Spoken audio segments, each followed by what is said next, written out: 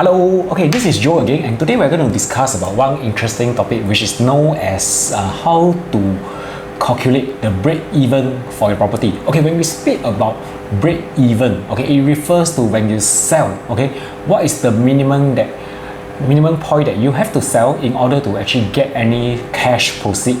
Okay, anything above the break-even point will refers to your cash proceed. So over the past few years, I believe you all might have run into friends, colleagues, etc. who might have spoken about this particular word called a negative sales. Okay, so what does negative sales means? When you sell a property, okay, the selling price is not sufficient to cover the outstanding loan plus the CPF refund. Okay, so what happens when negative sales happen? Okay, is for example, if you sell a property at 500,000, okay, then the break even is actually 550,000, okay, which is to say you might have to top up a 50k cash to sell this property. Okay, so in today's context, I think nobody will want to pay cash to sell a property unless there is some issue that I don't know what could have happened, but I don't think anyone will want to pay money to actually sell off your property. And so what happens is, if we are talking about negative sales, usually largely is because of the CPF, meaning to say there isn't enough money to go back to the CPF portion. Of course, when we talk about selling, there's always a first charge, second discharge, etc. So usually the first discharge will goes back to clear the outstanding loan, followed by clearing the CPF.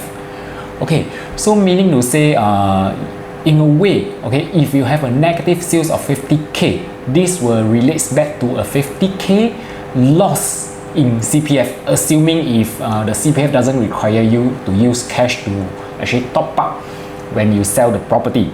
Okay, so how do we actually calculate the break even? Okay, it's very simple. Okay, so now, okay, let's go into the app itself. Okay, I'm going to use only two apps to do this. Okay, I think the first thing is a house mortgage calculator.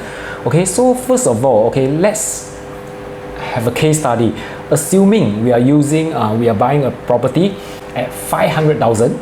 Okay, assuming that you have some CPF and you took a HDB loan where assuming that you have a approximate 25% of CPF that initially you down payment, and then you took up a 75% loan. So with a 375,000 loan, interest rate at 2.6%, 25 years, that will equate to a monthly installment of around 1,007. Okay, so when I click on the next tab, okay, so what we need to do is let's look into 5 years later, because for HDB, right, assuming if it's a HDB, the earliest you can sell is 5 years later. So because of that minimum occupation period, of course, this calculation can be applied for the private as well. For private, basically, usually people will only sell after 3 years, largely because of the seller stamp duty increase, because anyone who sell before the 3-year mark, they will have to pay additional seller stamp duty. So unless it's due to any unforeseen circumstances, nobody will want to pay this additional tax as much as possible. So if you look at the table, okay, so let's look at 5 years later, what is the outstanding loan. Okay, as you all can see in the table, okay, 5 years later, the outstanding loan will be 318,000. Okay, so this will be the first figure that you're looking at. Okay, so now let's go to the next app, which is known as a compound interest calculator. Okay, so for the compound interest calculator, right, okay, there is also a lot of calculator, a lot of app that is available on the Play Store or the App Store. So it really depends on which one you prefer to use. So what we have to do, we just punching a 5 years period. Okay, interest rate of 2.5%. The initial contribution, I will price it as 125,000 based on the 25% down payment, assuming I exclude out the stamp duty for the time being.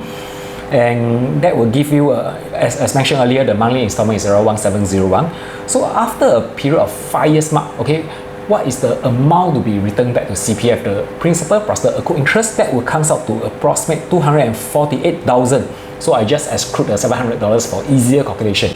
So what we need to do, right, is to add up these two figures. So a 248, okay, 248, then we need to add in the earlier figure, which is 318. Okay, 248 plus 3188. So that will give you a break-even figure of 566,000. This will exclude any stamp duties, legal fees, agency fees, or any hidden costs like etc. Your renovation fees, all these things not included.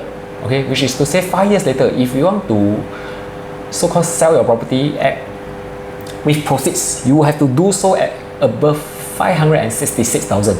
So I think this is something that you all should be aware of, be it your whichever property you're buying, so that at least you know how to strategize ahead. Meaning you say, if this property in 5 years time, can it go beyond 566,000? Okay, so this is the angle that probably you all should be looking into. Okay, so with that, I've come to end to this video. Please do give me a like and help me to subscribe to my channel. Thank you and have a nice day. Bye bye.